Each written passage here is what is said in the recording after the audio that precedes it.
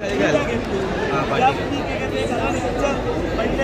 महाराष्ट्रामध्ये महाराष्ट्र समिती स्थापन करण्याचे काम SM जोशी, कॉम्रेड डांगे आणि शेका पक्षाने केले आणि राज ठाकरेंची भूमिका त्या ठिकाणी घेतलेली आहे आणि उद्धव ठाकरे त्यांना साथ दिली.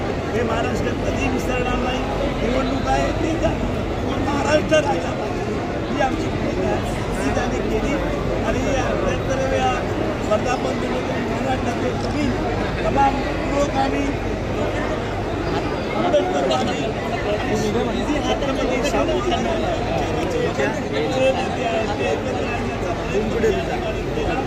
रायगड जिल्ह्यातून 25,000पेक्षा जास्त लोक या ठिकाणी आले. तुम्ही पत्रकारांनी पण मला चांगली साथ दिली. कालपासून 2 दिवस मी मनापासून धन्यवाद देतो.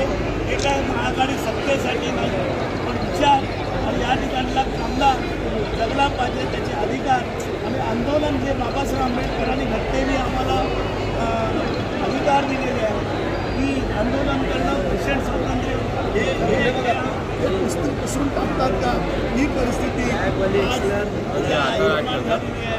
हे खपवण्याचं काम करतो. ग्रीन आहे.